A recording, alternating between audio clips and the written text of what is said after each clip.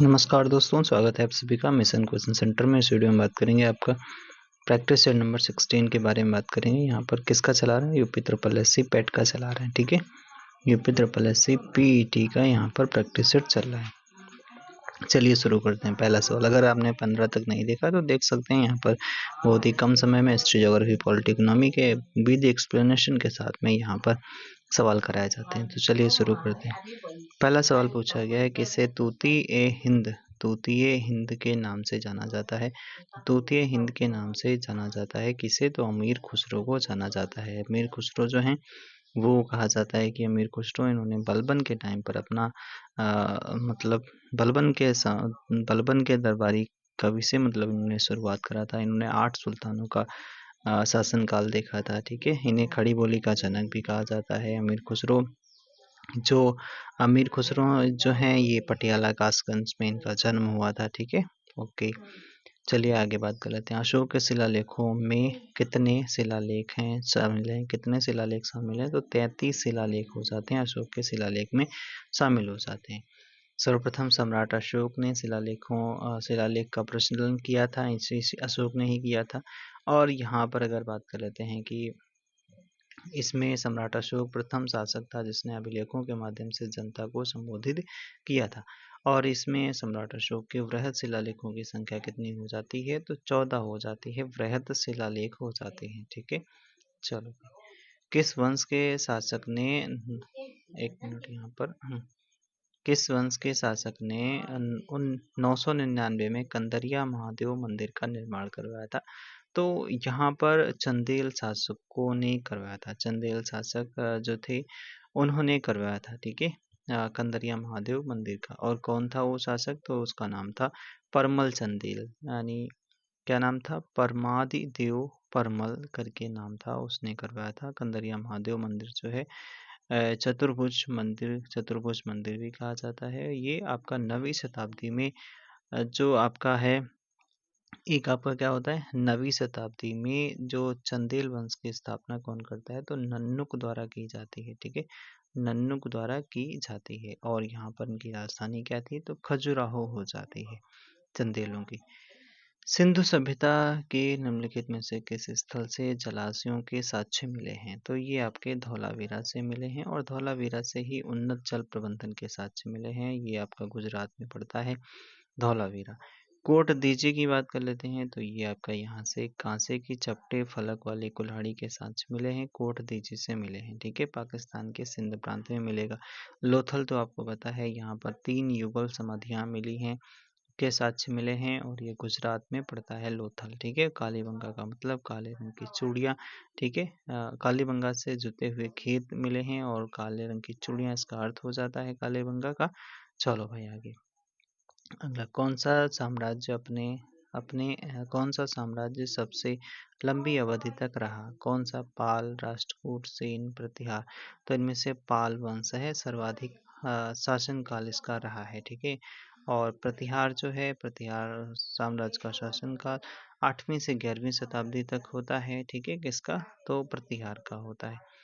और गोपाल बौद्ध धर्म का अनुयायी था। इसने 750 में पाल वंश की स्थापना करती है। किसने करी? गोपाल ने करी। ठीक है, किसने करी भैया पाल वंश की स्थापना? गोपाल ने करी। कब करी? तो ये करता है 750 ईस्वी में करता है। कब? 750 ईस्वी में करता है। ठीक है, और गोपाल किसका था भैया अनुयायी? तो बौद्ध धर्म का अनुयायी था। राष्ट्रकूट अगर बात कर लेते हैं, इसकी स्थापना दंती दुर्ग ने करी है। ठीक है, दंती दुर्ग करता है। तो यहाँ पर कौन हो जाता है? इसका आंसर हो जाएगा साम्राज्य सबसे लंबी अवधि तक रहा तो पाल वंश रहा।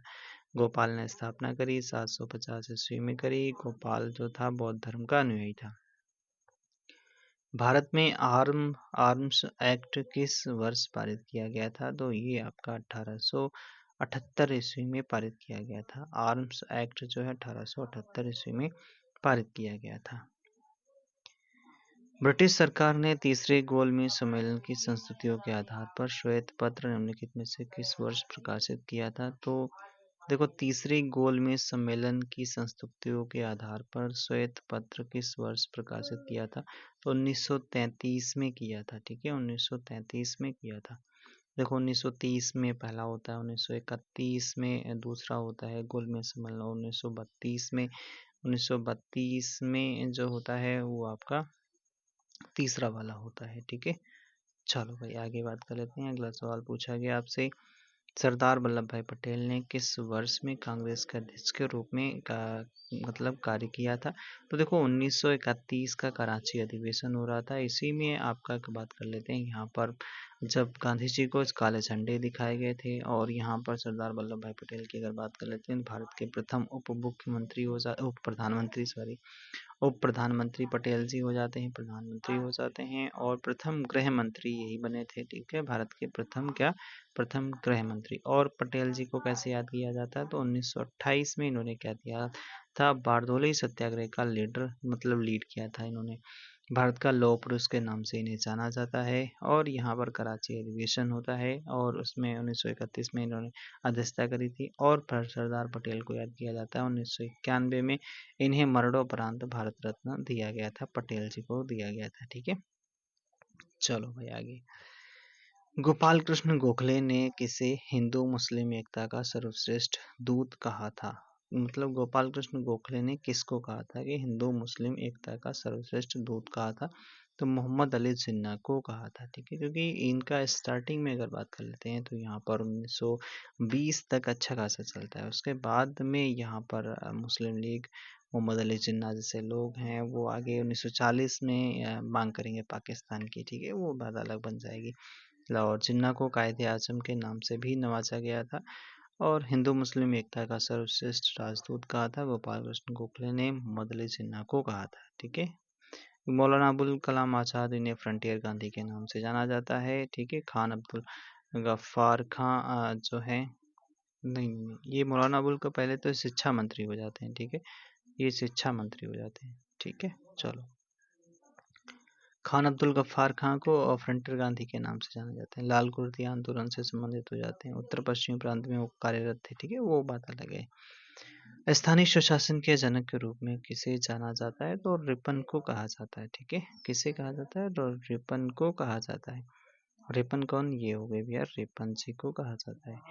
और 1882 में स्थानीय स्वशासन का प्रस्ताव पारित किया था। 1880 से 84 तक भारत के वायसराय रहे। रिपन ने पहला कारखाना अधिनियम 1881 भी पारित किया था। ठीक है, यानी पहला कारखाना अधिनियम जो आया था 1881 में, रिपन ने ही पारित किया था। ठीक है, चलो भाई आगे। एक चीज अगला है, भारत की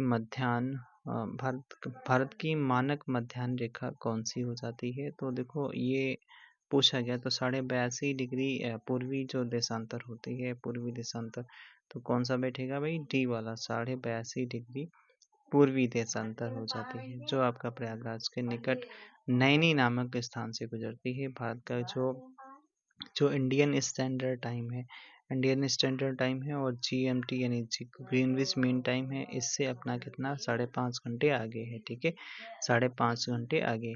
वहीं अगर भारतीय मानक समय रेखा अगर बात कर लेते हैं कितने स्टेट से होकर गुजरती है, तो भारत के 5 स्टेट से होकर गुजरती है। कौन कौन से स्टेट हो जाते हैं? अपना यूपी हो जाता है, एमपी हो जाता है, छत्तीस हो जाता है, एमपी हो जाता है, छत्तीसगढ़ हो जाता है, उड़ीसा हो जाता है। ठीक है, उड़ीसा हो जाता है, और आंध्र प्रदेश हो जाता है। ठीक है, कौन? या आंध्र प्रदेश हो जाता है। तो कहाँ से? यूपी से, एमपी से, छत्तीसगढ़ से, आंध्र प्रदेश से, उड़ीसा से गुजरता है। कौन? भारतीय मानक समय रेखा गुजरती है। ठीक है, चलो भाई आगे बात कर लेते हैं। अगर दूसरा यहाँ से अगर दो देशांतरों के बीच की दूरी पूछ लेता है, तो 111 किलोमीटर हो जाती है। कितनी? 111 किलोमीटर हो जाती है। किस क्षेत्र में वर्षा जो है सर्वाधिक वर्षा होती है? किस क्षेत्र में वर्ष में सर्वाधिक वर्षा होती है? तो सर्वाधिक वर्षा आपकी शिलांग में होती है। अगर वहीं सबसे पूछे सबसे कम कहाँ पर होती, तो लेह में सबसे कम, लेह लद्दाख में सबसे कम वर्षा होती है। शिलांग में सब सर्वाधिक वर्षा होती है। मेघालय के मौसिन राम गांव में दर्ज की गई है। बादलों की भूमि भी कहा जाता है। ठीक है, मौसिन राम जो है मेघालय में मासिन राम गांव में दर्ज की गई है, और यहाँ पर बादलों की भूमि भी कहा जाता है। मासिन राम पूर्वोत्तर भारत में मेघालय राज्य में पड़ता है, पूर्वी खासी पहाड़ियों में स्थित एक गांव है। और इस दूसरा सबसे अधिक वर्षा वाला स्थान चेरापूंजी हो जाता है। मतलब पहला कौन सा है, तो पहला आपका मौसिनराम, दूसरा आपका चेरापूंजी, दोनों मेघालय में पड़ते हैं। तो दूसरा आपका हो गया चेरापूंजी जो मेघालय में ही पड़ता है। भारत में सबसे कम वर्षा वाला लेह हो जाता है, ठीक है, लेह हो जाएगा। अफ्रीका में स्थित किलिमंजारो का नाम क्या है, तो किलिमंजारो जो है वो क्या है भाई, एक ज्वालामुखी पर्वत है। क्या है, ज्वालामुखी एक पर्वत हो जाता है, ठीक है। लंबी नदी नहीं है, घास का मैदान नहीं है, और घने जंगल भी नहीं है, ठीक है। माउंट किलिमंजारो जो अफ्रीका महाद्वीप, अफ्रीका के तंजानिया देश में पड़ता है। कहाँ पे, अफ्रीका के कंट्री है तंजानिया, ठीक है, तंजानिया में पड़ता है, ठीक है। और ये आपका एक ज्वालामुखी पर्वत है जो 5895 मीटर की ऊंचाई हो जाती है। बाकी दुनिया का सबसे ऊंचा आपका पर्वत कौन सा हो जाता है, तो एवरेस्ट हो जाती है। कौन, माउंट एवरेस्ट हो जाती है, ठीक है। माउंट एवरेस्ट हो जाती है। ऊंचाई इसकी कितनी है, तो 8848.86 मीटर इसकी ऊंचाई हो जाती है, ठीक है। किस देश में आपको मगर और थारू मानव जाति समुदाय मिलेंगे। कौन से, थारू और कौन से मगर, ये कौन से भैया हैं, ठीक है। तो ये जनजातियां हैं, ठीक है, जनजातीय समूह है। कहाँ देखने को मिलेंगे, तो ये नेपाल में देखने को मिलेंगे, ठीक है। श्रीलंका में नहीं, भूटान में नहीं, अफगानिस्तान में नहीं।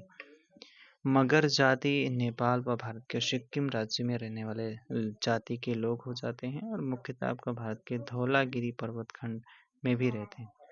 मगर जाति के लोग तिब्बती बर्मी परिवार की भाषा बोलते हैं। अगला सवाल है, आपसे पूछा गया है कि तीस्ता नदी की सहायक नदी इनमें से कौन सी हो जाती है, तो तीस्ता नदी की सहायक नदी आपकी कौन सी हो जाती है, तो तीस्ता नदी की आपकी रंगीत नदी हो जाती है, ठीक है। और सुबनसिरी वगैरह तो ये तो ब्रह्मपुत्र की नदियां हो जाती हैं, सहायक नदियां हो जाती हैं, ठीक है। तो रंगीत जो है, रंगीत वो तीस्ता नदी की सहायक नदी हो जाती है। सिक्किम की सबसे बड़ी नदी हो जाती है तीस्ता नदी, जो ब्रह्मपुत्र की भी सहायक नदी है। तीस्ता नदी पाहुनली ग्लेशियर के निकट चोलमू झील सिक्किम से निकलती है। तीस्ता कहाँ से निकलती है, तो ये चोलमू झील सिक्किम से निकलती है। भारत के राज्यों के राज्यपालों की नियुक्ति करने का अधिकार किसके पास में है, तो देखो राज्यपालों की नियुक्ति कौन करेगा, तो करेगा कौन, राष्ट्रपति करेगा। कार्यकाल राष्ट्रपति के प्रसाद पर्यंत होता है। वैसे तो 5 साल होता है, लेकिन प्रसाद पर्यंत होता है। कि नियुक्ति का आर्टिकल बता सकते हो क्या, हाँ बता सकते हैं। आर्टिकल 155 में बोला गया। आर्टिकल 159 में बता सकते हो, हाँ बता सकते हो। राज्यपाल के शपथ की बात की जाती है। आर्टिकल 16 में बता सकते हो, हाँ राष्ट्रपति के शपथ की बात की जाती है। आर्टिकल 69 में बता सकते हो, हाँ बता सकते हैं, उपराष्ट्रपति के शपथ की बातें की जाती है, ठीक है। चलो भाई आगे बात करते हैं। अगला सवाल है, वर्तमान में भारतीय शासन व्यवस्था में केंद्र शासित प्रदेशों की संख्या कितनी हो जाती है, 8 हो जाती है। कितनी, 8 हो जाती है। 28 स्टेट हैं वर्तमान में, 28 स्टेट हैं और 8 यूटी हो जाते हैं। 28 स्टेट और 8 यूटी हो जाते हैं, ठीक है। अगला सवाल है, किस वर्ष सर्वप्रथम किसी राज्य को भाषाई आधार पर मान्यता दी गई। 1953 में आंध्र प्रदेश को दी गई थी, सर्वप्रथम दी गई थी, आंध्र प्रदेश को दिया गया था। और यह मद्रास से बना था, ठीक है। मद्रास से तेलुगु भाषी क्षेत्रों को पृथक करके गठित किया गया था। राज्य पुनर्गठन अधिनियम कब आता है, तो 1956 में आता है, भारत सरकार द्वारा ये पारित किया गया था, ठीक है। तेलुगु भाषा के आधार पर ये बनाया गया था, ठीक है।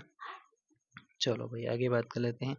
क्षमा दान देने की शक्ति किसके पास होती है, तो ये क्षमा दान देने की शक्ति राष्ट्रपति के पास होती है। आर्टिकल कौन सा होता है, आर्टिकल आपका 72 होता है, ठीक है। 72 होता है। क्या राष्ट्रपति समाधान कर सकता है मृत्युदंड को, राज्यपाल तो राज्यपाल नहीं कर सकता है, मृत्युदंड को नहीं कर सकता है, बाकी थोड़ा कम कर सकता है, ठीक है। तो कौन सा हो जाएगा, तो यहाँ पर राष्ट्रपति हो जाएगा, ठीक है। चलिए तो फिर शुरू कर दें, मतलब यहाँ तक हो गया था, तो ये कौन सा हो जाता है, तो इसमें राष्ट्रपति हो जाता है, ठीक है।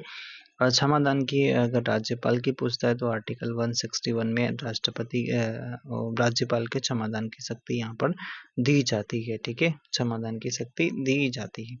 राष्ट्रपति क्षमादान की शक्ति जैसे क्षमा कर सकता है, प्राविलंबन कर सकता है, विराम दे सकता है, परिहार कर सकता है, लघुकरण कर सकता है। ठीक है, आगे बात कर लेते हैं यहाँ पर।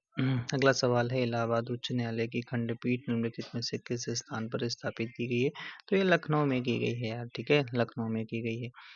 भारत का पहला उच्च न्यायालय जो आपका 1800 कब किया गया बेटा? ये 1862 में स्थापना की जाती है। उच्च न्यायालय अधिनियम 1861 के तहत की जाती है। कलकत्ता में अस्तित्व में आया था, कलकत्ता में पहली बार। फिर उसके बाद में मद्रास, बॉम्बे के उच्च न्यायालय की स्थापना की जाती है।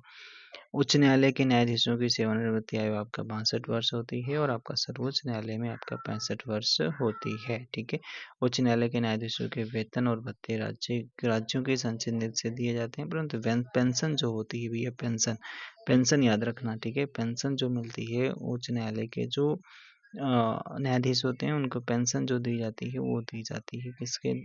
तो पेंशन दी जाती है भारत की संचित निधि से दी जाती है। ठीक है, भारत की संचित निधि से दी जाती है। ठीक, अगला सवाल, आरबीआई अधिनियम 1934 की अनुसूची के अंतर्गत शामिल बैंकों को अनुसूचित वाणिज्यिक बैंक कहा जाता है।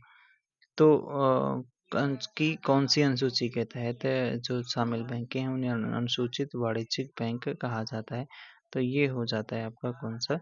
तो आपका दूसरी। ठीक है, दूसरी अनुसूची के अंतर्गत शामिल बैंकों को अनुसूचित वाणिज्यिक बैंक कहा जाता है। ठीक है, दूसरी। तो यहाँ पर क्या हो जाएगा? दूसरी। और बिल्कुल सब। बाकी आरबीआई के बारे में आपको सब कुछ पता है। आरबीआई की स्थापना आपका 1 अप्रैल 1935 को होती है। इसका पहला 1937 तक है इसका हेडक्वार्टर कलकत्ता रखा जाता है। उसके बाद में 1937 के बाद में इसका मुंबई में इसका हेडक्वार्टर कर दिया गया। पहले इसके अध्यक्ष बनाए जाते हैं कौन? सुभाष स्मिथ बनाए जाते हैं। फिर उसके बाद में सीडी देशमुख जो हैं वो आपके पहले गवर्नर बनाए जाते हैं। ठीक है, सीडी देशमुख अपने भारतीय बनाए जाते हैं। ठीक है, वर्तमान में आपके गवर्नर कौन हो जाते हैं आरबीआई के? तो संजय मल्होत्रा जी हो जाते हैं। क्यों भाई? सही है भाई, संजय मल्होत्रा जी हो जाते हैं। ठीक है, चलो भाई आगे बात कर लेते हैं यहाँ पर। तो यहाँ पर उत्तर हो जाता है कौन सी भी है? दूसरी वाली। ठीक है, दूसरी हो जाता है। संजय मल्होत्रा जी वर्तमान में आपके आरबीआई गवर्नर हो जाते हैं। ठीक है, चलो भाई आगे हम बात कर लेते हैं। अगला, निम्नलिखित में से क्या वाणिज्यिक बैंकों द्वारा अंकित मूल्य पर छूट पर जारी किया जा कह रहा है? क्या कौन सी चीज है वाणिज्यिक बैंकों द्वारा अंकित मूल्य पर छूट पर जारी किया जाता है? तो राज्य राजकोष बिल, वाणिज्यिक पत्र, जमा प्रमाण पत्र और वचन पत्र। तो कौन सा हो जाता है? जमा प्रमाण पत्र हो जाता है। ठीक है, जमा प्रमाण पत्र हो जाता है। जमा प्रमाण पत्र हो जाता है। वाणिज्यिक बैंकों द्वारा जारी जमा प्रमाण पत्र अंकित मूल्य पर छूट पर जारी किया जाता है। जमा प्रमाण पत्रों की परिपक्वता अवधि 7 दिन से 1 वर्ष तक की होती है। ठीक है, 1 वर्ष तक की होती है। यह सीमा जारी होने की तिथि से 1 वर्ष से 3 वर्ष तक होती है। ठीक है, जो वित्तीय संस्थाओं के लिए जो होती है। अगला सवाल है, डीपी धर द्वारा कौन सी पंचवर्षीय योजना तैयार और लॉन्च की गई थी? तो डीपी धर के द्वारा पांचवी पंचवर्षीय योजना तैयार की गई थी और लॉन्च की गई थी। आपको याद रखना, पांचवी पंचवर्षीय योजना में ही क्या किया गया था? गरीबी हटाओ का नारा दिया गया था। पांचवी पंचवर्षीय योजना जो है ये आपका न्यूनतम आवश्यकता कार्यक्रम का आरंभ किया गया था इसमें। ठीक है, 1978 में मोरारजी देसाई सरकार ने इस योजना को अस्वीकार कर दिया था। छठी पंचवर्षीय योजना के दौरान राष्ट्रीय कृषि एवं ग्रामीण बैंक यानी नाबार्ड की स्थापना होती है छठी पंचवर्षीय में। ठीक है, छठी में आपका नाबार्ड की स्थापना होती है। पांचवी पंचवर्षीय योजना में ही आपका 1975 में 20 सूत्री कार्यक्रम लाया जाता है। और पांचवी पंचवर्षीय योजना एक पूछा जाता है कौन सी पंचवर्षीय योजना जो 1 वर्ष पहले ही समाप्त हो गई थी? तो पांचवी पंचवर्षीय योजना, क्योंकि ये 1974 से 1978 के बीच में चलती है। ठीक है, और 1974 उसके बाद में आपका वो 78 के बाद में क्या लाया जाता है? तो ये आपका अनवरत प्लान लाया जाता है। ठीक है, गुन्नार मेडल, एशियन ड्रामा, जो एशियन ड्रामा गुन्नार मेडल की जो बुक है एशियन ड्रामा में बताया जाता है। ठीक है, तो यहाँ पर ये चीजें हो जाती हैं। चलिए आगे बात कर लेते हैं। अगला है, वैश्वीकरण के संदर्भ में कौन सा कथन सही है? ठीक है, तो देखो अच्छा, पहला दूसरा इस तरीके से पूछा गया। तो वैश्वीकरण में इसमें आर्थिक और सामाजिक और भौगोलिक सीमाओं से परे नेटवर्क और गतिविधियों का निर्माण शामिल है। सामाजिक, आर्थिक और भौगोलिक सीमाओं पर से परे नेटवर्क और गतिविधियों का निर्माण शामिल है। आउटसोर्सिंग वैश्वीकरण प्रक्रिया के महत्वपूर्ण परिणामों में से एक है। तो ये तो यार दोनों सही हैं, ठीक है, दोनों सही, इसमें दोनों सही बताए गए हैं, ठीक है, दोनों सही इसमें चीज़ें बताई गई हैं। 1991 में ये चीज़ें लाई जाती हैं, जिसे आपका एलपीजी रिफॉर्म कहा जाता है। एलपीजी यानी लिबरलाइजेशन, प्राइवेटाइजेशन, ग्लोबलाइजेशन कहा जाता है, ठीक है। और यहाँ पर हाँ, पीटर सदरलैंड को वैश्वीकरण का जनक कहा जाता है। ये सवाल आपके लिए अच्छा है, याद रखना है। क्या, किसको भी है? पीटर पीटर पीटर सदरलैंड, ठीक है, पीटर सदरलैंड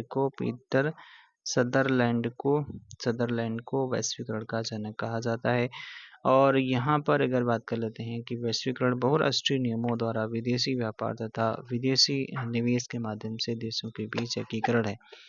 1991 में आर्थिक सुधारों के 3 प्रमुख स्तंभ जैसे अभी बताए थे, उदारीकरण, वैश्वीकरण और निजीकरण हो जाता है, ठीक है।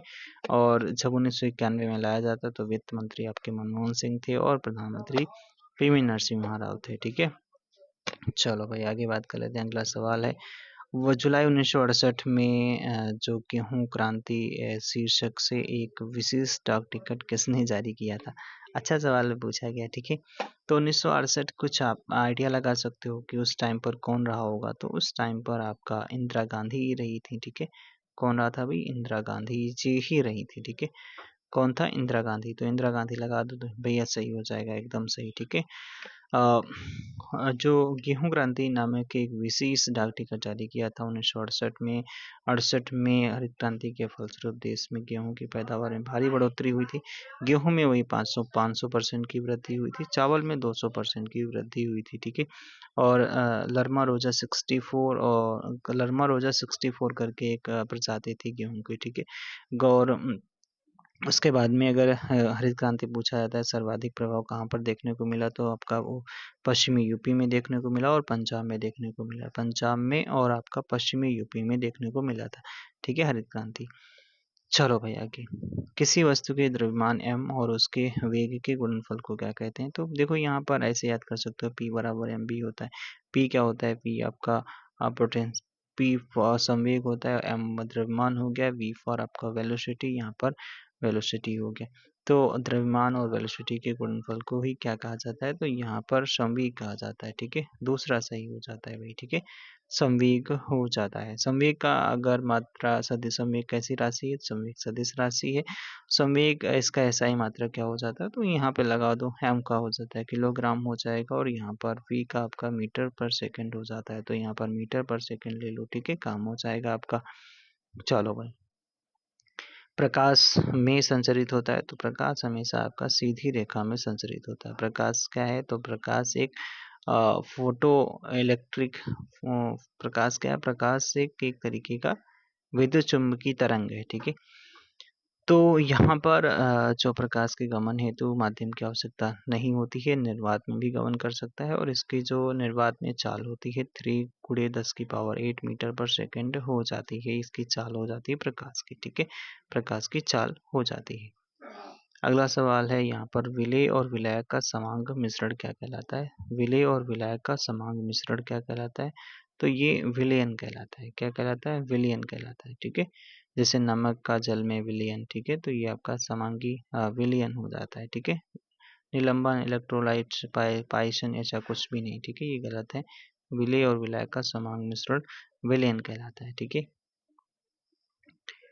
मानव हृदय में फुफ्फुसी सिरा से जुड़ी होती है, तो फुफ्फुसी जो सिरा होती है वो बाएं आलिंद से जुड़ी होती है। अच्छा सवाल पूछा गया है, ठीक है, हल्का फुल्का नहीं, अच्छा सवाल है, इसे कहते हैं सवाल, ठीक है। फुफ्फुसी सिरा जो होती है, सिरा फेफड़ों से बाएं आलिंद में शुद्ध रक्त पहुंचाती है, ठीक है, और जो फुफ्फुसी सिरा जो होती है शुद्ध रक्त पहुंचाती है, ठीक है।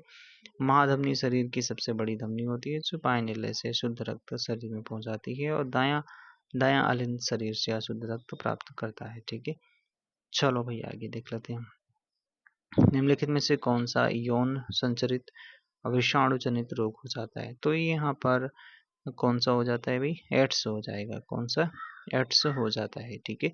एड्स रोग हो जाता है, किससे होता है? विषाणु से होता है। विषाणु से और भी जैसे रोग आपको याद रखने हैं, जैसे आपका इन्फ्लुएंजा हो गया, पोलियो हो गया, खसरा हो गया, चेचक हो गया, छोटी माता, रेबीज, हेपेटाइटिस, स्ट्रोक, ट्रैकोमा, ये सब हो जाते हैं।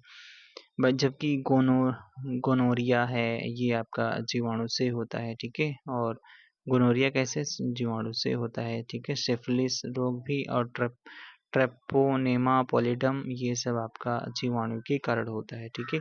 पीलिया, पीलिया कैसे होता है भाई?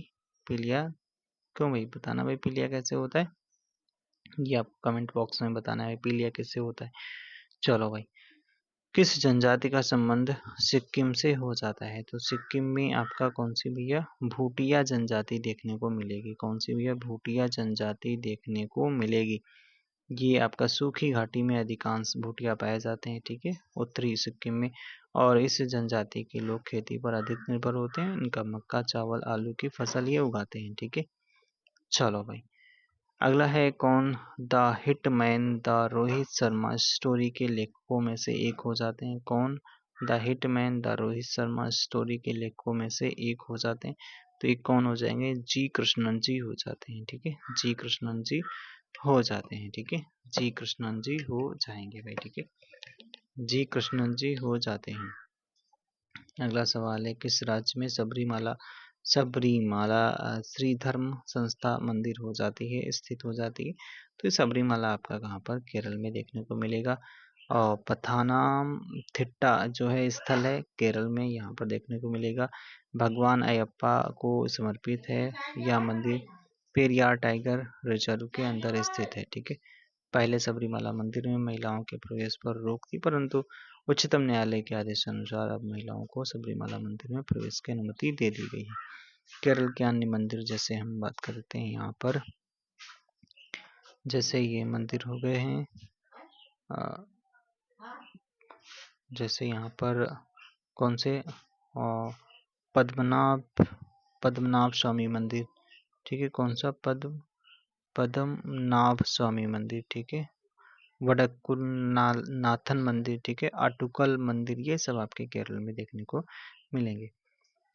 मटकी नृत्य निम्नलिखित में से किस राज्य का प्रसिद्ध लोक नृत्य हो जाता है? तो मटकी नृत्य आपका मध्य प्रदेश में हो जाता है, ठीक है, जो घड़ा नृत्य कहा जाता है, मालवा क्षेत्र में किया जाता है। ढोल और मटकी इस नृत्य की प्रमुख ताल नृत्य हैं, ठीक है, ताल नृत्य हो जाते हैं। यह नृत्य खानाबदोश जनजातियों द्वारा विकसित किया गया है, ठीक है भाई। मटकी मध्य प्रदेश। असम का अम्बुबाची मेला त्योहार प्रतिवर्ष के महीने में मनाया जाता है। तो अम्बुबाची जून का महीना, छुट्टी जब होती है तो मनाते हैं ये लोग। तो कामाख्या मंदिर में ये मनाया जाता है असम के, ठीक है। अम्बुबाची का मेला का आयोजन किया जाता है। बिहू माजुली फेस्टिवल, वैशाख उत्सव जो है, करम पूजा और चाय महोत्सव आदि असम के प्रमुख त्योहार हो जाते हैं, ठीक है। चलो, भारत के प्रसिद्ध स्मारकों के संदर्भ में कौन सा युग्म गलत है, ठीक है। कौन सा युग्म गलत है, ये आपसे पूछा गया है, कौन सा युग्म गलत है। तो देखो, हजारा राम मंदिर हम्पी में, ये तो सही दिया गया है, ठीक है। कन्हेरी की गुफाएं मुंबई महाराष्ट्र में, ये भी सही दिया गया है। होशंगा होशंग शाह का मकबरा आपका ये कहाँ पर है? दिल्ली में नहीं है, ठीक है, ये गलत हो गया, ये एमपी में देखने को मिलेगा, ठीक है। बाकी कंदरिया महादेव ये खजुराहो में, ये भी सही दिया गया है, ये भी सही दिया गया, ये वाला गलत हो जाता है, गलत वाला ही पूछा गया था। तो होशंग शाह का मकबरा आपका कहाँ पर? एमपी में देखने को मिलेगा, ठीक है, एमपी में देखने को मिलेगा। एमपी के कुछ और जैसे स्थल हैं, यहाँ से देखो अपने मतलब टॉपिक में दिए गए, ये सिलेबस में टॉपिक दिए गए हैं, ठीक है। जैसे आपका खजुराहो, पंचमढ़ी, बड़ा गणेश मंदिर, भीमबेटका रॉक शेल्टर्स, ग्लेशियर का किला, महाबलेश्वर ज्योतिर्लिंग, तानसेन का मकबरा, ओरछा किला ये भी है। ओरछा किला भी आपको कहाँ पर देखने को मिलेगा? ओरछा किला भी आपको मध्य प्रदेश में देखने को मिलेगा, ठीक है। चलिए आगे देख लेते हैं अगला सवाल भैया क्या पूछा गया है। अगला सवाल पूछा गया है कि कहाँ गया, भारत एशिया के किस भाग में स्थित है? एशिया के किस भाग में? तो दक्षिण एशिया में स्थित है, ठीक है, दक्षिण एशिया में स्थित हो जाता है अपना भारत, स्थित हो जाता है। प्रमुख जो कंट्री हैं दक्षिण एशिया में, जैसे पाकिस्तान, नेपाल, भूटान, म्यांमार, बांग्लादेश, कंबोडिया, फिर इंडोनेशिया, थाईलैंड हो जाते हैं, ठीक है, ये सारे इसी में। किस दिन को विश्व जल दिवस मनाया जाता है? तो जल दिवस 22 मार्च को मनाया जाता है। जल दिवस 22 मार्च को मनाया जाता है। ठीक है, बाकी तो आपको पता है कि 23 जनवरी को क्या मनाते हैं। ठीक है, 23 जनवरी को क्या मनाते हैं। ठीक है, 12 जनवरी को क्या मनाते हैं, और आपका 23 अगस्त को क्या मनाते हैं। ठीक है, 23 अगस्त को क्या मनाते हैं, 7 अगस्त को क्या मनाते हैं। 7 अगस्त को भाला फेंक दिवस, हथकरघा दिवस थे। 22 जनवरी 12 जनवरी को और राष्ट्रीय युवा दिवस, 23 जनवरी को पराक्रम दिवस, 23 अगस्त को राष्ट्रीय विज्ञान दिवस मनाया जाता, अंतरिक्ष दिवस, सॉरी अंतरिक्ष दिवस मनाया जाता है। 28 फरवरी को विज्ञान दिवस मनाते हैं। भारतीय पुरातत्व सर्वेक्षण के पहले महानिदेशक कौन थे? तो आपका ये कनिंघम जी हो जाते हैं, अलेक्जेंडर कनिंघम हो जाते हैं। ठीक है, अलेक्जेंडर कनिंघम हो जाते हैं, पुरातत्व सर्वेक्षण के महानिदेशक हो जाते हैं। फ्री स्टाइल कुश्ती में एकल राउंड की अवधि क्या होती है? तो फ्री स्टाइल में आपका 3 मिनट हो जाती है। कितनी भैया? 3 मिनट हो जाती है। ठीक है, कितनी हो जाती है? 3 मिनट हो जाती है। ठीक है, 3 मिनट हो जाती है। चलो भाई आगे बात कर लेते हैं। चीता गलियारा प्रबंधन के लिए 10 सदस्यीय समिति किन राज्यों के बीच बनी है? तो चीता गलियारा प्रबंधन के लिए 10 सदस्यीय समिति किन राज्यों के बीच बनी है? तो मध्य प्रदेश और राजस्थान के बीच बनी है। ठीक है, मध्य प्रदेश और राजस्थान के बीच बनाई गई है। ठीक है, कौन सी? चीता गलियारा प्रबंधन के लिए 10 सदस्यीय समिति बनाई गई है। किस देश ने बॉल्ड ईगल को अपना राष्ट्रीय पक्षी घोषित किया है? तो बॉल्ड ईगल को यहाँ पर एक जस्ट अभी हम प्रैक्टिस में पिछले राष्ट्रकूट से कुछ संबंधित था। ठीक है, बॉल्ड ईगल तो अच्छा उनके राजकीय चिन्ह में था कुछ। ठीक है, बॉल्ड ईगल को अपना राष्ट्रीय पक्षी घोषित किया है तो अमेरिका ने घोषित करा है। ठीक है, किसने? अमेरिका। ठीक है, अमेरिका के राष्ट्रपति डोनाल्ड ट्रंप हो जाते हैं और जेडी वेंस उपराष्ट्रपति हो जाते हैं।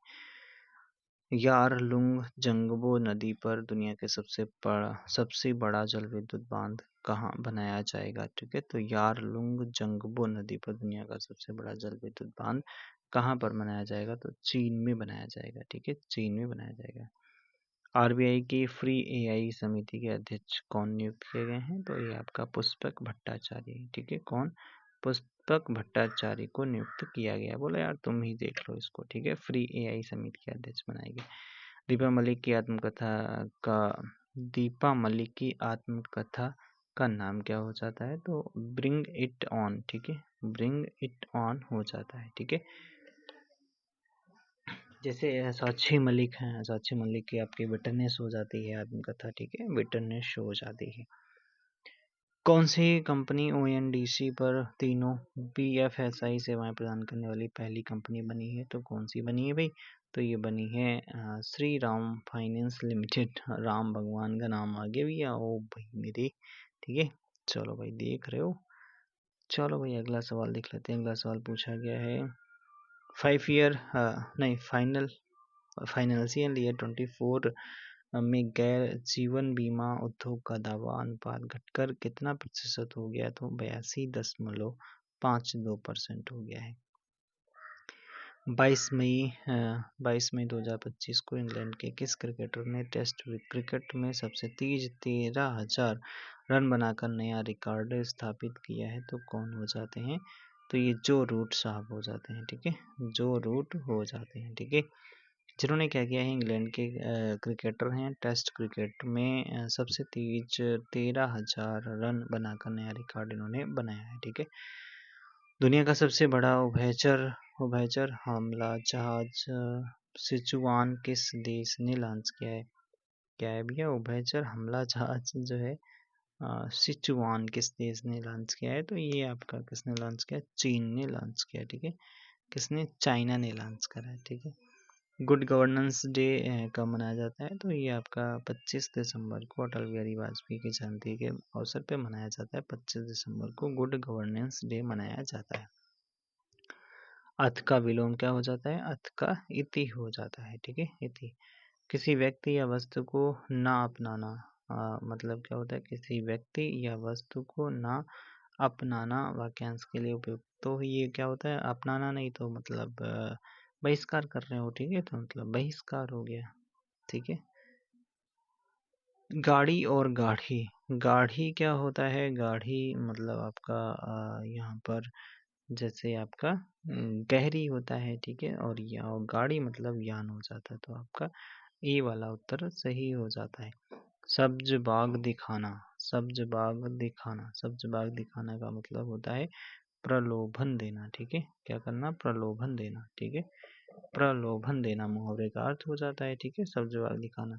करुणालय के रचनाकार कौन हो जाते हैं, तो करुणालय के आपके जयशंकर प्रसाद जी हो जाते हैं, ठीक है, कौन, जयशंकर प्रसाद जी करुणालय के हो जाते हैं। तो आज के लिए इतना ही रखते हैं, नेक्स्ट वीडियो में मिलेंगे। और कैसा लगा वीडियो कमेंट बॉक्स में ज़रूर बताइएगा, और फिर अगर चैनल पर पहली बार आए तो सब्सक्राइब वगैरह कर लेना। आपको कम समय में यहाँ पर अच्छा कंटेंट मिल रहा है, विद एक्सप्लेनेशन के साथ में मिल रहा है। 50 क्वेश्चन 55 क्वेश्चन आपके यहाँ पर तैयार हो रहे हैं, ठीक है। Okay, bye bye, thank you so much.